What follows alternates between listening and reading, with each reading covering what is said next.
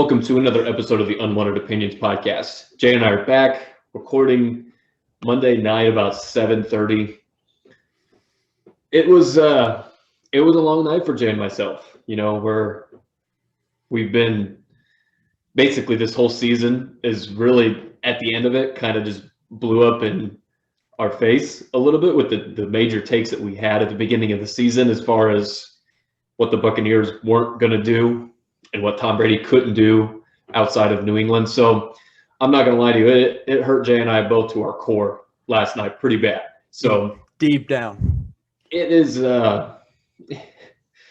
You should just be thankful that we're actually here talking about this right now. And if you're excited the Buccaneers won, I'd just go ahead and get off now.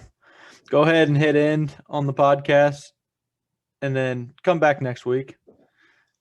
Yeah, because really. All right, I'll just run it down. So we're really just talking about the Super Bowl tonight. We don't really have any other plans to just do that. We want to just do the end of the game. Obviously, it's the biggest game of the year. We just have to talk about it. It'll hurt us. It's probably going to be the shortest podcast we've ever done. It might be up there. And so, but as always, I'll get to this before I get super depressed when we start talking about it. Subscribe to the Unwanted Opinions podcast. If you are a fan, if you listen to us, tell us to your friends. I don't know. Share our stuff. Get us out there. Leave a rating. Leave a review. You can do that on Apple Podcasts. You can also subscribe on Spotify, Google Play. We're everywhere. You can also check out our YouTube channel. We're on there. Subscribe to that. You can leave us comments, questions. Hit us up Twitter, Facebook, Instagram. We've got our email that's accessible, unwantedopinionspodcast@gmail.com. So if you've got any questions, whatever, just reach out to Jay and I. Let it out. Yeah. Okay, so as we kind of alluded to, and if you just listen to a lot of our shows before, you know that we're just two of the biggest Tom Brady and we just hate him. And it's just plain and simple. I mean, I can't really sugarcoat it or anything. I mean, we just don't like the guy. I hate everything about him. I really do. I mean, just picture this. Okay. Just say, I don't know, you hate like your wife's ex-boyfriend or your girlfriend's ex or something like that. That's kind of simple. Just somebody you hate. You just don't like. Every time you see him, you just get pissed off. You just hate everything about him. You don't ever want him to succeed. And then imagine that person in their field of work at the very pinnacle, and everybody else in the world bows down to this person and just praises them like they were put on this earth and are the chosen golden boy. I don't even know what to say, but that's how it feels anytime Tom Brady wins, does anything, because I have never once said that he is a bad quarterback. To me, he's just the third greatest quarterback of all time. And I think that's all preference. That's what you feel. He's great. I just hate him, and I don't respect a lot of the shit that he does. I mean, he's been caught in numerous cheating scandals. I don't respect a lot of his wins. This is way off of subject, but this is just kind of our thought process. If you're new to the show, this is why Jay and I do not like this man. So, and it's just... I mean, last night was a prime example. This is going to pain me. All right. So the way the game started wasn't all that exciting. I mean, it was punt. I mean, if you were a Bucs fan, I think Bucs fans were the only ones that were like really satisfied with this game. Yeah, so I pulled it up because I wanted to see what it was. It was a punt to start the game by the Buccaneers, then a punt by the Chiefs, then a punt by the Buccaneers. Then the Chiefs put 3 points on the board. Then it all goes haywire because of what I believe.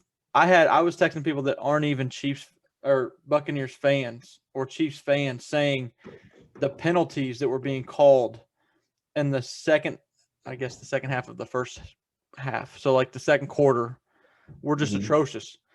A holding penalty that overturned an interception by Tyrann Mathieu. And what really made me the most mad, I guess, it's hard. And that one I kind of didn't understand because the ball was batted at the line of scrimmage. Well, there's a lot to go into this, and it's hard for me to put my thoughts into this because I'm emotional about it because it's a bunch of bull crap how the first half went down. I read that it was the most penalty yards ever in a first half. They set the record for the most penalty yards, yep. They threw on the Kansas City Chiefs 95 total yards and penalties in the first half. and they were all on big plays. Like that pass down the left side of the field to Mike Evans, they called pass interference on, gave them like 40 yards when it was overthrown, and to me it looked like they got tangled up on their feet. Then the one in the end zone where he throws it, where it hits the stands, and a ref believes that that's a catchable pass. Yeah, and it was a very questionable pass interference call on Tyrann Mathieu, because if anything, Mike Evans was the one that ran into Mathieu. Matthew's just standing there. Evans is the one that initiates the contact for sure. And I'll bet the Green Bay fans have a lot to say about this when all of their penalties in their game were not getting called. The refs were looking the other way the entire game for these calls. And you know what I've said the whole time? That's fine. If you're, I appreciate that. If you're not going to call it, don't call it. And then what happens at the end of the Green Bay game? They call it for good old Tom Brady to save his ass. Then in this game, they're only calling it on one side after they had just come off a game where they weren't calling it at all. So it's like, what are we doing here? And you're just demoralizing the Chiefs. And on the flip side, I texted you this, Patrick Mahomes was running for his life more than any quarterback I've ever seen. I've watched. Well, I asked you this right before we started recording. He ran for a total of 498 yards before he even let the ball go last night. That's how much he was getting pressured, and it was instantly. It was instant. Yeah, the backup tackles for the Chiefs were not very good last night. Actually, I'll take a step further. They were straight hot-ass garbage last night. They were terrible. There's absolutely no excuse for it. He had been pressured the most by any quarterback in any Super Bowl in history last night. Yeah. And they didn't even blitz. So you couple that with all the penalties in the first half on the Chiefs. And I even told you this during it was after the game, but I said Tom Brady didn't even play a bad game. The thing is, he did what it took to win. He found the open guys.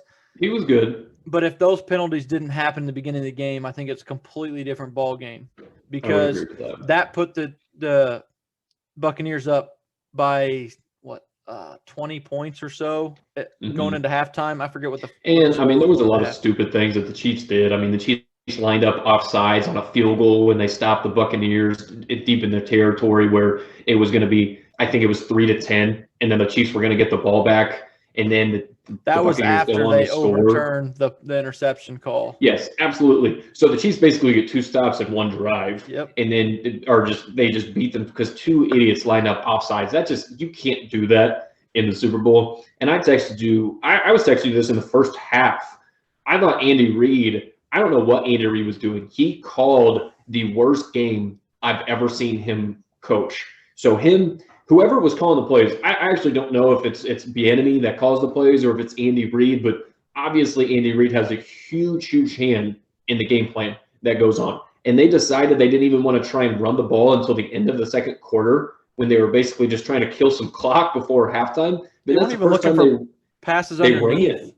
I mean, I just didn't understand it. They were trying all these really dinky screens and just horrible play calling by Andy Reid and Eric Bieniemy. So, I mean, Eric Bieniemy was getting a lot of head coaching hype pub, and I mean, this game didn't do so hot for him. I know obviously all the jobs are filled now, but I mean, this didn't help his case at all for why he was not getting a job, because it was just bad. It was all around terrible coaching and execution by the Chiefs. They looked like, at first, they just seemed like they could come in and do whatever they want, and they didn't have to really prepare or take the game that seriously, because they were like, oh, well, we've been in this spot before where we've been on 24, 10, 12. They showed the graphic last night where, like, the last so many important games, they were down double digits and they ended up winning by double digits. But it was a different animal, that Buccaneers defense. And you got to give tons and tons of credit to Todd Bowles,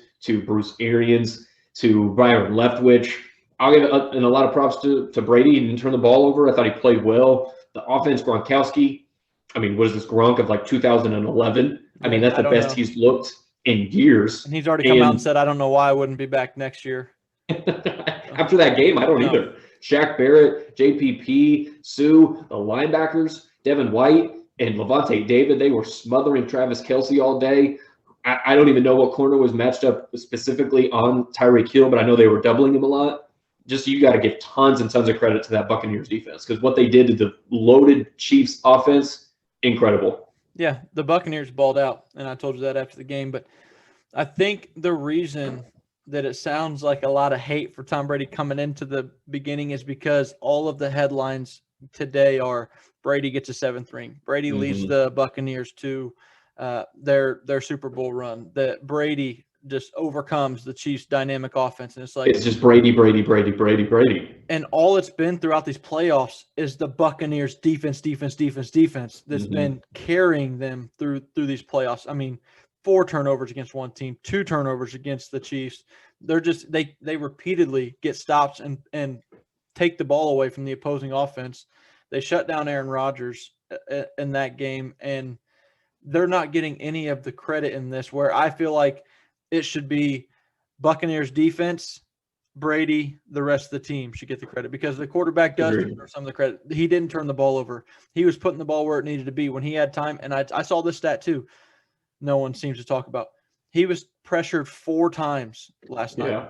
Yep. The fewest of any quarterback, or not of any quarterback, the fewest of any Tom Brady Super Bowl team.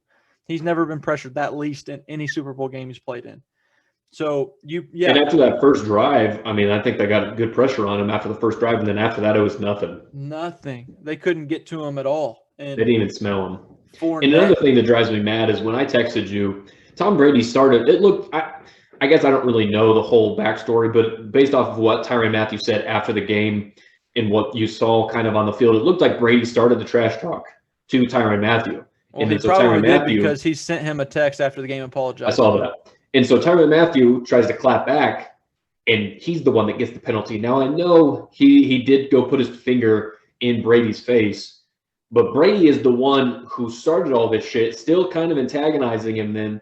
And then Tyrann Mathieu just kind of tries to clap back once, and then he's the one that gets the penalty. I know it didn't really do much because it just was 6 seconds left going into halftime, and they just kicked the ball through the end zone. So it didn't really matter. But it's just the principle of it is that Brady was able to get away with that, and Tyrann Mathieu was not.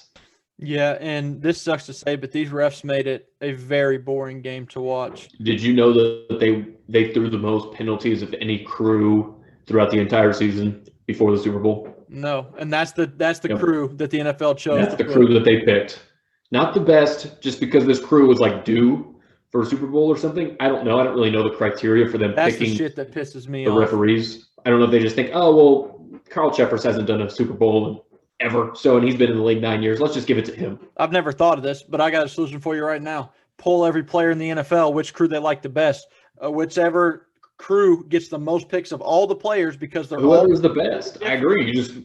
I would want the best referees. And if the best crew gets it that same crew gets it every single year, well, then make your refs desire to be better. Figure out a way to be better, and that's only going to up the competition. Don't grant it just because they're next in line. That's trash, because last night's game was not fun to watch at all. No, it wasn't. It wasn't a good game, and I mean, and like I told you, if the penalties didn't happen in the first half the way they threw them, if they would have let them play they let them play in the second half is what they did. I mean, it was a completely different called game from the first half to the second half. No doubt. And that's annoying in itself right there. But if they would have let them play like Tampa Bay and Green Bay, I believe that this game would have been totally different, would have been way more exciting in the second half, and the Chiefs might have had a little momentum. But when they go into halftime, that penalized, and then some more bullshit happens in the second half, they just couldn't get out of it. And that one, I can't tell you enough how good that Tampa Bay defense was. It was awesome. I've ever seen anybody stop this Kansas City Chiefs offense. It's never been done like this before. Patrick Mahomes has never been held to single digits. He's never lost by double digits, and he's obviously never been pressured this much. I mean, the game plan that the Buccaneers defense had was it was basically perfect. I mean, there's really no other words for it. You would think that with all the speed Kansas City has and the arm that Patrick Mahomes has, Todd Bowles wouldn't say, let's just pressure the hell out of him and run man and see what we can do. And it worked to perfection. It did. And the reason it worked is Todd Bowles, defensive genius, is like, look, their offensive line is shattered. We can get pressure on them like that, and they're not going to have a chance to get the ball downfield. And if we get pressure on them, Mahomes is going to have to roll out. That gives our guys time to catch up to the receivers or whatever, and it worked like a charm. And it worked to perfection. You talked about you felt bad for Mahomes, and I did too. I mean, a lot of his receivers let him down as well. Not only his offensive line, All-Pro but Travis Kelce dropping balls. Tyreek Hill dropped one. I mean, I know that one was tough for Darrell Williams, but it still hit him right in the face when Mahomes is laying out because he is just doing his all. Running to his left, flicks it Yes. with his wrist, and it's a laser to the end zone. So, I mean, and I know those are tough catches, but I mean, Tyreek Hill is one of the best receivers in the league. He should have absolutely caught that ball. Travis Kelce, no excuse for him dropping that one. Big drops. I'll give Darrell Williams the benefit of the doubt on that one just because that's a tough catch because the guy was right there. It went right over his hand, so he probably couldn't see it until the last minute. Then it just hit him in the face. But again, he's in the NFL. He's getting paid to do this, so probably no excuse there. And I don't even understand why Andy Reid never made an adjustment in the second half. They did nothing. They came out in the second half and tried to do the exact same thing Did you know on their 52 snaps, 48 of their 52 snaps, they only blocked 5 guys. They only did a 5-man protection. They didn't try and chip with their running backs or tight end or nothing. So you're telling me 4 times they did it. 4 times they used more than 5 blockers. Yes. Against the Buccaneers, who blitzed them probably 48 out of the 52. Who every single time. Okay, I get it. The Buccaneers are still trying to play. They're playing too over the top. But I thought the middle was open a lot with Travis Kelce. I didn't think they attacked that enough because clearly Tyreek Hill, I mean, he's going to take 2 guys out of the play no matter what, just because of what they were doing with him, doubling him. They weren't going to let him beat him over the top like they did in Week 12 when the Chiefs just torched them. But you have to protect your tackles. First of all, you have to realize that you're going into the game with your 2 backup tackles. And then even after the first quarter, when Mahomes was getting his ass kicked, fucking chip. Run an RPO, do something, make them guess what you're going to do, make them tell you what they're going to do, and beat them on the back end. It was a strange game plan by Andy Reid, and I mean, I was just mind blown. Yeah, I don't. What happens next? Do you still believe in this Chiefs team? I do. They just have to improve their offensive line and their defense. Their defense. I mean, okay, they have to improve their secondary because I still think their front 4 is good enough if they actually have some competent guys in the secondary who can cover instead of just doing what they did. But there's a lot of holes on this team. There really are. It's just Patrick Mahomes and that offense makes up for it. Like you said earlier, they didn't even attempt to run the ball. And no, they didn't. I get that the Bucs probably have the best run defense in the league, but if you got to do something. Keep them honest. You're not doing anything. The threat of the run wasn't even there. They just flat out said, "We're just going to blitz. We're not worrying about the run game. We're just going to go after Patrick Mahomes, and you guys aren't going to be able to do anything about it." And it looked like Andy Reid just curled up in the fetal position and waved the white flag because he didn't have an answer for it. I don't know what happened that game. I mean, I still think the Chiefs are going to be back and right in the thick of it. But here's another thing and I don't blame Patrick Mahomes at all for this loss. But it's just it happens to so many other quarterbacks. Like last week when the Packers lost, Aaron Rodgers got blamed for everything. And now when Lamar Jackson loses, he gets blamed for everything. Josh Allen, when the Bills lost, he got blamed solely for that loss. I mean, you can go on the list. Drew Brees got blamed when the Saints lost. Peyton Manning used to get blamed countless times when they lost. It was always Peyton's fault. Brett Favre. Why isn't Patrick Mahomes getting blamed? I don't blame him at all. But there's been a lot of situations where quarterbacks have played like this and they tried to do everything. It's just their team around them let them down, but they don't get that same blame. I just don't understand. I don't tend to usually do that unless they play really poorly. And the stats look bad for Mahomes. But I actually thought he did everything that he could, and I think everybody's seeing that. I just don't understand why he's getting the benefit of the doubt for it from everybody else when other great quarterbacks who have done it for longer don't. Yeah, I don't know. That's a good point. He's really not getting much blame, and maybe he's deflected. And it's deserved so because I don't think he's not the reason, and I agree, but I just don't get it. Yeah, you make a great point. I'm not really sure why that is. Brady's the only other quarterback in history that ever got blamed for losses. Yeah, like we've mentioned on here before, where Nick Wright said now he's 7-0 in Super Bowls. And his team's 0-3. Exactly. The rest of the team is 0-3. what I saw last night, this has to change. That the penalties, it looks so rigged. Like I saw TJ Lang, the former, I think he's a former. I don't think Packer. Yeah, is he still playing? I don't think so. I think he was the Packers, and then he went and played for the Lions for a year. But I think he's retired. That's what I thought. He tweeted out something along. Actually, I have it because I don't want to misquote him. He said, "Refs bailing out the Golden Boy. Who would have thought?" And Kurt Warner tweets out, "I want players to decide these games. If it's a penalty, it's a penalty. But man, a couple of those calls seem very questionable to me." So it's like, I don't understand how everyone else doesn't see this. Like, it's getting to a point where it's like, come on, just open your eyes. Like, the dude is flat out lucky in a lot of this. He is. He absolutely is. In a lot of these, I don't think there's any question about that. And I agree. I think it takes luck to win, but that's like when you win like one or two. I mean, you don't get lucky every single time. He's gotten lucky more than any player in any sport I can ever think of. If he didn't get so much love and just admiration that he's the best to ever play, I hear him as being mentioned as the best athlete of all time. He's not even close. He's not. That's just what not. makes me come on here and rant about how he's not the greatest. Like if they were to just talk about him as like the dude's won 7 Super Bowls, he's a really damn good quarterback, one of the smartest to ever do it. He's accurate. I couldn't even think of anybody. What he's doing at 43 years old is unbelievable. If all these were things that were just said, and not that he's far and away easily the best quarterback to ever play the game, and he's the reason that they have 7. So he has 7 Super Bowls, nobody else.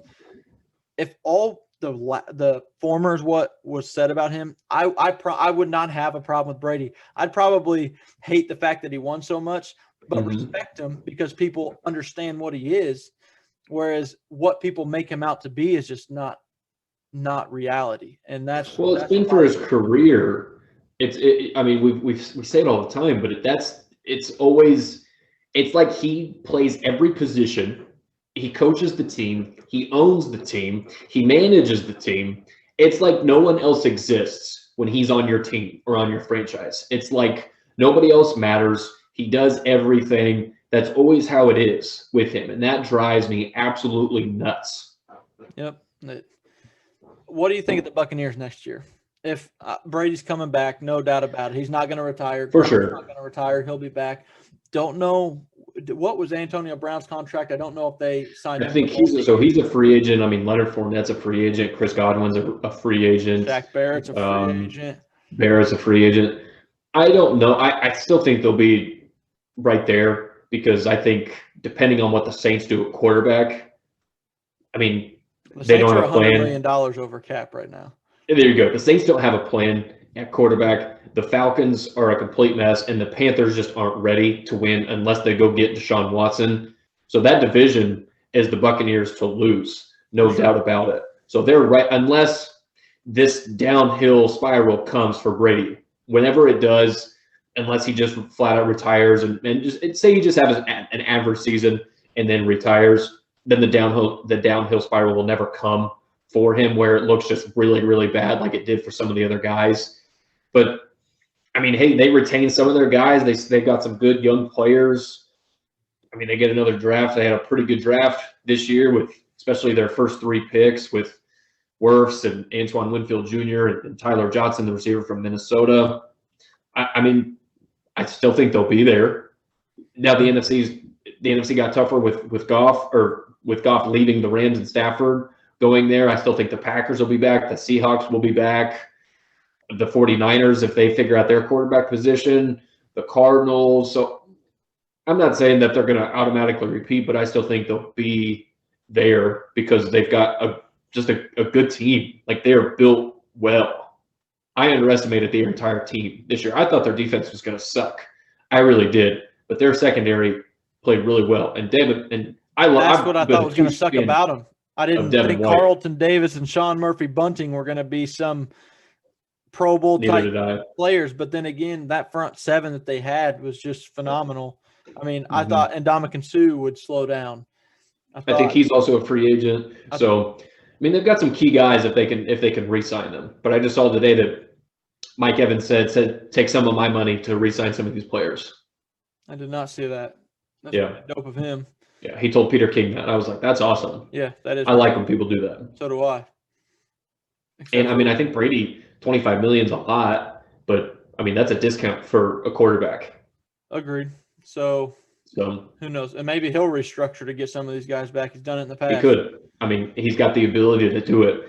And that's another thing that's drove me nuts about his career as well. I agree. Like, his wife is fucking loaded. His wife is like, has a net worth of like over $400 million. I mean, so he has been able to take pay cuts to make their team better. Not everyone is married to a supermodel and can do that. So they're trying to have lifelong wealth for their kids, their kids' kids, their parents. I mean, they that had didn't it with have just her shit. income. So that's another thing that I've been like, oh, he's so selfless and taking a discount. And yeah, he definitely probably deserved more a lot throughout his career, but he had the ability to do it and not lose out on anything. So there, yeah. Overall, I'm excited for the off season. Me too. This is probably my favorite time of the year when I get to start looking at, which I've already started on, looking at all the guys coming out of college, looking at where they could potentially go, who I think is good, who I think's overrated, who I think's underrated. All that's coming up. The NBA's getting further into their season to where, I mean, it's a crapshoot. I mean, in the playoffs this year, you got a good team in the Nets, a good offense in the Nets. You got the Clippers look better this year than they did last year. The Lakers are the former champs, who everybody still has on top. You got the Nuggets. There's just I think there's more parity, and I'm not even going to mention the Pacers because they've pretty much been irrelevant in the past few years. They're not good enough. But yeah, the Celtics, what are the 76ers going to be come playoff time? Are the Bucks going to turn it around? And they're just like what you've preluded to all year. It's like you just think that they've kind of been trying to work out some kinks, try different things, and then they're going to turn it on in the postseason. We'll see if that's true.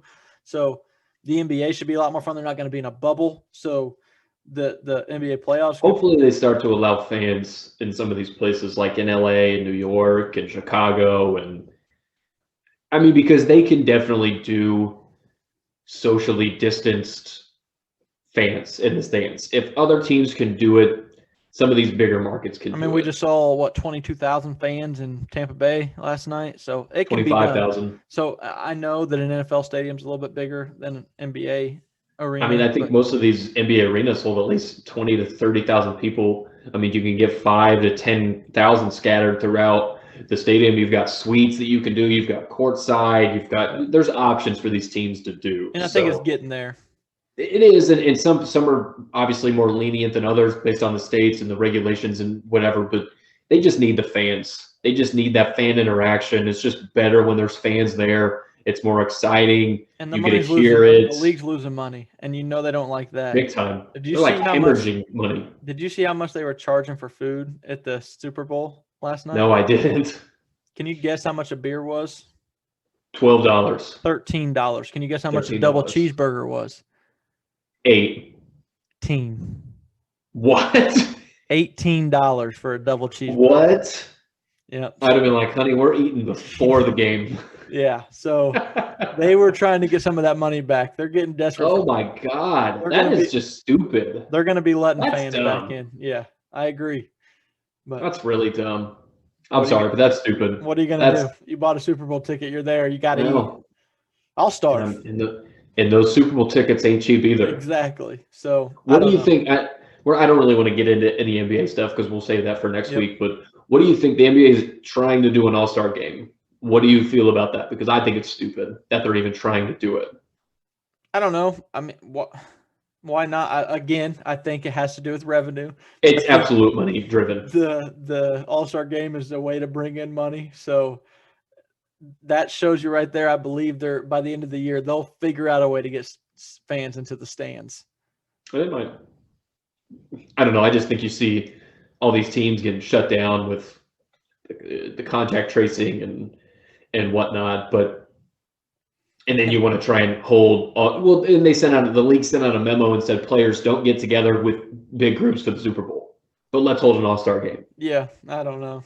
So I know that it's money, but I just think it's just kind of stupid. But Yeah, it is what it is. and I cannot believe that the NFL has already come and gone. We're done with this season. 2020 is in the Like I book. told you, 2020, one of the worst years in the history of the world, and it'll be remembered like that for a really long time. Why didn't the 2020-2021 season end one of the worst seasons of all time either? Yep. Go ahead and give Brady the ring in the worst season of all time. Yep. It's I'll leave it at that. I'll ask one more question. Do you Okay. think anybody will ever pass 7 Super Bowls? I don't think anybody will in my lifetime. I think Probably last not. night putting 7 into the case, he just I didn't think anybody would ever get to 6 I when didn't Brady either. was at 6. So obviously that's one more. So probably not. I mean, you just look at the landscape of quarterbacks. I mean, every current quarterback only has 1 or less. Yeah, that's interesting. I do believe that he No could be other team. surpassed in the GOAT conversation. I do believe somebody could come along, like if Patrick Mahomes gets 4, For sure. I think people will start looking at him as potentially being better than. And again, that's such a subjective thing because neither of us think he's the greatest quarterback of all time. But I mean, majority do. Majority of people, you're right, they do. Majority of people think it, and it's not even close. And that's just something that I don't agree with because, like I said, it's what do you It's the consider? biggest team sport of all time. There's 22 starters just on offense and defense. And if hypothetically you are putting together a team, who would you want at quarterback? He would not. I would never pick Tom Brady. No. Ever. I'd take Aaron Rodgers before him. I'd take Patrick Mahomes before him. I'd take Peyton Manning. I'm taking Peyton number 1, no doubt. There's no quarterback. In my mind, there's no quarterback that can ever pass Peyton. So I just think he's the greatest of all time. The way he changed the game. I don't even want to get into this argument, but no. So 2020 has come and gone. The NFL season has come and gone. Tom Brady got a 7th ring. Who knows what's going to happen next year, but look forward to us starting to talk about our draft. Yeah, our for sure. And the offseason, once free agency starts. And free agency's a big and all that. I like free agency a lot. This salary cap's going to be weird because they don't even know what the salary cap is. I do believe they put a floor at $175 million, so they know for sure they have at least that and potentially more. But not even knowing what your salary cap's going to be is pretty interesting. So, other than that, unless you just read something fascinating, we can leave. No, I did not. We can leave. I think we're good, man. Okay. Until next time. Until next time.